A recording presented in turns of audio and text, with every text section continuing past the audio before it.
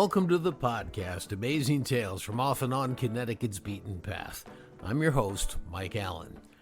When this country finally started to turn against slavery and say it was bad, it was a slow and tortuous battle in many ways, and Connecticut was not immune from that. There was one particularly disturbing chapter that took place in eastern Connecticut at an all-white girls' prep school in Canterbury, run by a woman named Prudence Crandall. The ugliness began when Prudence started to admit black females. Well, here to tell us this story is Joan DiMartino. She's the curator and site superintendent at the Prudence Crandall Museum in Canterbury, where that school was located. And as you'll hear, this story was monumental in several ways, not only from the ugly violence, but also to the fact that it impacted several key cases at the U.S. Supreme Court level. Joan will be along in just a moment with this rather gripping and disturbing at times story. This week's trivia question, it's called the Valley Forge of Connecticut, Reading's Putnam Park. It's where Revolutionary War soldiers camped back in the 1770s. Well, how many other campsites in Reading were there that winter besides Putnam Park? We'll stick around after the main program for the answer, because then you'll know the topic for next week's show. Amazing Tales from Off and On Connecticut's Beaten Path is brought to you by our sponsor, Yale New Haven Health. Yale New Haven Hospital was the very first hospital in Connecticut. They opened their doors 200 years ago and later introduced the entire country to the use of penicillin and chemotherapy. Today, some of the brightest minds in medicine choose to work there, and it's the primary teaching hospital for the prestigious Yale School of Medicine. For more information, log on to ynhhs.org. That's ynhhs.org. Prudence Crandall wasn't born in Connecticut, and she didn't die here either. But she is Connecticut's State Heroine, mainly because of what she did while she lived here, and how her memory has pushed others to similar activities. Well, today's episode involves two families, one white and one black, in eastern Connecticut, and more specifically, two females in those families. Now, the first family, the white family, is the Crandall family. That's Prudence's family. They lived in Rhode Island. They were early converts to the Quaker religion. Now, the Quaker faith says that the divine light of God exists in every human, whether they're black, white, male, female, and therefore all humans are created equal. Now, as such, they were strictly against slavery, and their religion at those days put them at odds with other faiths that tolerated slavery, which was legal in Connecticut until 1848. And Crandall's had 4 children. The second born was Prudence. She was born in 1803 when slavery was still legal. The fourth child was Hannah, who would come to work for Prudence in the later part of this story. Well, the family moved from Rhode Island to the scenic eastern Connecticut farming community of Canterbury when Prudence was a child. One of the primary reasons they moved there was to get closer to Plainfield, Connecticut, where there was a large Quaker population that had settled, and they wanted to be among friends. Now, both Prudence and her sister Hannah were sent back by their family to Rhode Island for a Quaker-oriented education, and when Prudence returned, she went to work in a one-room schoolhouse where the quality of her teaching did not go unnoticed. In time, she would open her own school to teach females, all of whom were white. But we're getting a little bit ahead of ourselves here. Meantime, the Harris family also moved to Canterbury. They came from nearby Norwich, Connecticut. Now, Norwich was a city. Canterbury, on the other hand, had lots of farmland. And the Harrises, well, they wanted to be farmers. They had 2 children, Charles and Sarah. The Harris family was black, and even in the early 1830s, when slavery was still legal in Connecticut, they were free. Now, son Charles was engaged to a girl from Boston, Anne Maria Davis. She would also move to Canterbury to be closer to her fiancé, of course, and when she arrived, Anne Maria, who was also free, got a job working at none other than Prudence Crandall's school doing various tasks. When Charles's sister Sarah Harris went to enroll in Prudence Crandall's all-white girls' school, well, that's when all the issues and trouble began, and that's where we're going to bring in our guest for this week's episode, Joan DiMartino, the curator and site superintendent for the Prudence Crandall Museum in Canterbury. Joan, let's start this off getting a little background on Prudence Crandall herself.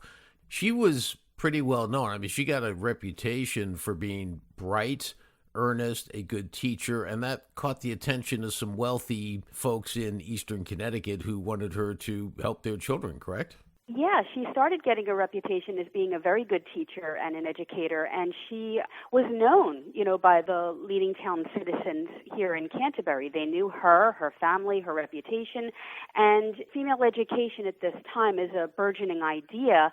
When they decided to start a school for higher education for young women on the eastern part of Connecticut, she was just a natural choice for them to ask for her to serve as principal of the school. A lot of people who visit the museum are surprised to learn that this is not the family homestead. Her father's house was actually south from the center of town, but when this house came on the market, she was able to purchase it. She put $500 down, and we're not exactly sure where the funding source came from, but she had a neighbor hold her mortgage of $1,500. So, characterize how her school went when she first opened. Everything was going along swimmingly, wasn't it, in that first year? Yeah, it was a very successful school. She had several teachers teaching here. She served as principal. And I should also mention, too, that within the first couple months, she is able to get her mortgage paid off very quickly. So by the age of 28, she is a business owner, a property owner, and for an unmarried woman at the age of 28, this is pretty successful for the 1830s. And so she is hiring staff. She has Mary Burley from Plainfield is teaching here. Her younger sister, Hannah Elmira Crandall, is also teaching here as well. And she has a chemistry professor that comes by on Tuesday evenings. And she also hires a household assistant who is a free African-American woman by the name of Anne Mariah Davis to assist with household tasks. Now, this is all in, as you said, the early 1830s. So I think 1831 is when it opened. And ironically, that's the same year that a newsletter started being published by a guy named William Lloyd Garrison, who absolutely, it was called The Liberator, and he absolutely was against slavery. And she started to become an avid reader of that, which is ironic because about a year into her very successful school venture, Sarah Harris comes along and she applies. Tell me why this is all so ironic and exceptional. So Anne Mariah Davis was actually that connection between Crandall and the Liberator. She is engaged to Charles Harris, and the Harris family are early civil rights activists. They are very involved in abolition, and so if you want to have a subscription, you send your subscription information to them. They deliver your paper to you when it arrives. So Anne Mariah Davis starts bringing copies of the Liberator to Prudence Crandall, which was a very courageous thing to do because this was a very controversial newspaper during the time that Garrison is publishing it. And at this time, Garrison's also publishing the writings of another Connecticut native from Hartford, although she is now living in Boston, named Mariah Stewart, who is writing about the lack of higher education opportunities for black and brown women. So Anne Mariah Davis, Prudence Crandall, and then Sarah Harris start having conversations about the lack of opportunities for black and brown young women to get higher education. Sarah Harris herself wants to become a teacher as well, and she one day in the fall of 1832 gets the courage to ask Prudence Crandall if she can attend school here because she knows that the curriculum that Crandall is offering in the school will provide her with what she needs to become a teacher. And Crandall is teaching chemistry, as I mentioned. She is teaching astronomy, geography, natural and moral philosophy. She's teaching French, which was the global language of commerce at the time. This was a pretty rigorous curriculum. This is not, embroidery and dance lessons. Now, today, we wouldn't blink, but in those days, the parents of the white females who were attending the school had a much different reaction. Could you explain what happened? Yes. They essentially start withdrawing their daughters from the school. Not all of the parents did, but most of them did, enough that Crandall realized that she was not going to have a successful school if she didn't have a student body. So she reaches out to William Lloyd Garrison, and this is only about a month and a half after Sarah Harris starts attending classes full-time here, equally with the white students, and she essentially tells him that she thinks she could make the school a success for all black and brown students if she can reach out to some of the larger free black communities in New York City, Philadelphia, Pennsylvania, and Providence, Rhode Island, and that she wants to come up to Boston to speak with him, essentially asking for his support. And he does. She also says, too, that she wants to spend the rest of her life helping oppressed and marginalized people, and while she does not have wealth, she can teach, and that's where she feels like she can really make a difference. So now this turns into quite a situation in Canterbury at that time, because what will happen is that Prudence Crandall is going to do a 180 and go from an all-white girls' school to an all-black and brown girls' school, and the community will not like this. So let's first start off by saying that William Lloyd Garrison helped by drawing prospective students to the school, right? Yes, he writes her letters of introduction to African-American ministers in these larger cities, which is crucial. She, was vetted by these ministers that are making sure that she is who she says she is and that she's going to, do what she claims she is going to do. She's meeting with these ministers and with the families throughout all of February of 1833. And when she returns to Connecticut, she announces to the town that she is closing her school down for white students and opening solely for black and brown students. And right away, the townspeople start meeting at the church directly across the street, the Congregational Church, to strategize on how they're going to close her school down. And we're going to get into that in just a second. I want to, for the benefit of the audience, put something sort of into perspective here, because I think that so many people think of the Civil War, the North didn't have slaves, the South did, and all that. Well, it was not until 1774 that Connecticut banned the importation of slaves. And at that point in time, there were 5,000 slaves in Connecticut. And it wasn't until 1848 that slavery itself was banned in Connecticut. So you've got this situation that Prudence Crandall is somewhat swimming upstream against the tide. Even though the tide was changing, it had not yet changed. And this is remarkable. So the community was still not moving with that tide, was it? And what happened in the next part of this saga? You're absolutely right about, the 1784 when Connecticut implements gradual emancipation. And if you look at the state census for 1830, there are 25 enslaved African Americans still listed on the census. So as Crandall is running her school for black and brown young women, there are still enslaved African Americans in the state of Connecticut. And just because the Harris family was not enslaved, they were free. Anne Mariah Davis was not enslaved, she was free. They were not considered equal. For example, William Harris was not allowed to vote, even though he was a property owner and paid taxes, and he petitions the legislature for that. He's one of many Connecticut African-American men to do so, and his petition is denied. So there's very much a system here that is denying both justice and opportunity to black and brown people throughout Connecticut at the time that Crandall is running her school. The first student to arrive from out of state is Anne Eliza Hammond. She's a 16-year-old young woman, African-American from Providence, Rhode Island. And she is threatened with fines and a public whipping if she is not out of town within 2 weeks' time after arrival. And, the abolitionist movement, through the work of William Lloyd Garrison, they are throwing their full support behind this school. And so Arthur Tappan, who is a wealthy white abolitionist from New York City, and Samuel May, who becomes the school's staunchest supporter, right away they fundraise and put a bond down saying that none of the students who attend this school in Canterbury are going to be a burden on the town. So when that option to close the school doesn't come to fruition for the town, that is when Andrew Judson, who originally was a big supporter of the school, who does not support, Crandall either integrating her school or teaching black and brown young women solely, he works toward shutting the school down by getting past what becomes known as Connecticut's Black Law. Now, Andrew Judson was the state attorney for Windham County. He was also serving in the state Senate at this time. So he's very professionally and politically networked, and he uses all of those networks to eventually close the school down.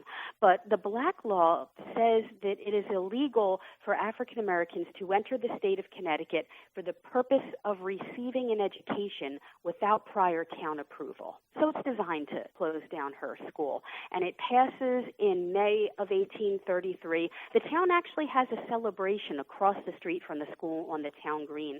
They're ringing the church bells, they're firing off cannons, and this is directly across the street from the school where at least 13 students by this point from out of state are already learning. They have this unfortunate celebration on the town green. They're blowing off cannons, and as you say, Prudence Crandall, her staff, and 13 students are having to watch this and endure this. But she doesn't give up. She doesn't close her school, as the law now had suggested. And what happens? She gets arrested. Yes. She doesn't give up. The teachers do not give up, and the students do not give up. They continue to arrive throughout the summer of 1833. And on June 27th of 1833, both Prudence Crandall and her sister, Hannah Elmira, are arrested for breaking the Black Law. Her sister is a minor. She is released, but Crandall does spend one night in jail in Brooklyn and then has 2 court trials and an appeals court case. There's a clause in the Black Law that a lot of people are not aware of that says that if some such school happens to exist, that the students would have to testify on behalf of the prosecution. So there is actually a writ of subpoena in the State Library and Archives in Hartford written out to 4 students that is requiring them to show up in court and testify against their teacher. And one after another, these students do. They're between the ages of 15 and 20 in a hostile court environment. And when they're called to the witness stand, they plead their Fifth Amendment and say, I'm not going to incriminate myself. I am not going to answer any of your questions. So her first trial ends up in a divided jury. She has a second trial where there is a conviction, and then, of course, her defense immediately appeals. And the goal of the abolitionists at this point is to try to get this case to the federal Supreme Court, because during this time, African Americans in Connecticut and even throughout the North, even if they were born free, they were not considered citizens of the United States or of the states that they lived in. And that's a crucial component to her court case. So where was this court case or these court cases held? Were these in Hartford? Were they closer to Canterbury? They were closer to Canterbury because the county seat for Windham County at this time was Brooklyn, Connecticut. So, of course, being state attorney of Windham County, it's her neighbor who lived literally right across the street, across Route 14 in Canterbury from Crandall School. Andrew Judson served as her prosecutor. So now she gets convicted and she appeals, and what happens? The appeals court is simply 4 judges that determine whether or not to uphold the conviction. And to make a long story really short, they essentially determined that the arrest warrant wasn't written up correctly, and they throw it out on a technicality. The thing is that because she was not convicted, this couldn't be appealed higher. Because she wasn't acquitted, she can still be rearrested again and go through this whole process. One of the legacies of Prudence Crandall's court cases is that it impacts 2 U.S. Supreme Court cases and lays the foundation for the 14th Amendment to the Constitution. And I just want to focus on one of those very briefly, and that is Brown versus Board of Education, Topeka, Kansas.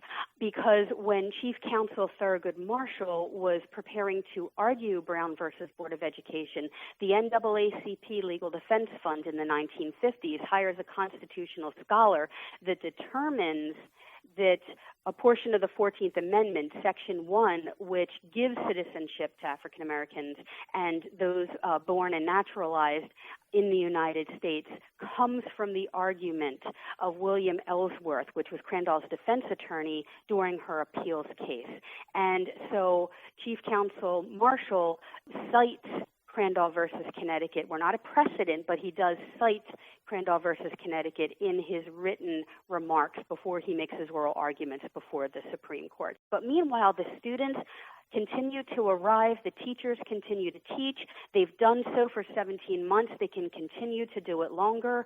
And one of the things that we have not talked about is during that whole 17 months, the town is really escalating violence against the school.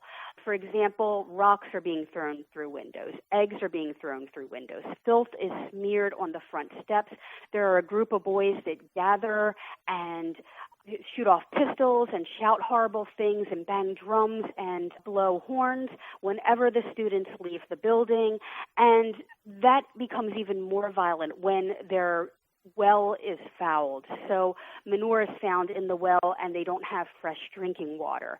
There is an arson attempt on the school that occurs in January of 1834. There is a cat that is found with its throat slit, hung on the fence outside, and the cat had black and white fur. So the town is very clearly making a statement. And then what finally closes the school down is that once her court case is thrown out on that technicality, the town does not want to wait any longer for this legal process to begin again. So on the night of September 9th of 1834, a mob of men armed with iron bars and clubs attack the school. They break almost all of the windows. At least 90 panes of glass have been described in some of the primary sources. Depending on the primary source they conflict, the mob may or may not have gotten in to ransack the first floor. The students experience extreme trauma and terror that night, but they are not physically harmed beyond that terror. But as you can see by that description of escalating violence, this is going to continue. And next time, maybe some of the students might be physically harmed. This crowd is really emboldened by these mob attacks against free black communities in the areas where these students are from. You know, Philadelphia, New York City, and Providence, Rhode Island in 1833 and 1834 are also experiencing a series of race riots against the free black communities by white mobs. So, you know, you can see how the town's emboldened here to do this because there's never any consequences for either the people that participate in these larger cities or even here in Connecticut. We never find out who tries to set the school on fire and later who attacks the school. We never find out the names of those people. She finally made the decision to close her school because of the fear of safety for her students, which nobody can blame her for that. She ends up moving way out west to Kansas and, you know, tries her best from that distance to advocate on behalf of black and brown-skinned girls. The question that I have for you is that in 1886, just 4 years before she died, Connecticut passed a law realizing they had done the wrong thing to her and had made her life miserable, and ordered a $400 annual pension, which she received for 4 years before she died, and now have made her the official state heroine. In your mind, running this museum as you do, is that enough based on what she went through? You know, Prudence Crandall receives what they've called her pension, and interestingly enough, the legislature passes that bill 53 years to the date of when she opened her school for black and brown young women. That essentially raises her up out of poverty. She is able to purchase a townhouse in Elk Falls, Kansas, and that is where she was buried. But they passed that bill on April 1st, 1886. She does not get named Connecticut State Heroine then. That actually doesn't occur until much later, 1995. You know, I can't take credit for this because this is the work of Dr. Jennifer Rasenga who makes this argument, but I really see see the wisdom of it here, where she argues that Prudence Crandall is the state heroine of Connecticut, not for what she did in 1833, but what she still inspires us to do. Because when you look at, nationally, globally, we still don't have equity in education, and people leave this museum inspired to do something in some small or large way to support education in their communities, however they define that. I think that that's still a way to continue the mission that was started by Prudence Crandall and Sarah Harris back in the 1830s.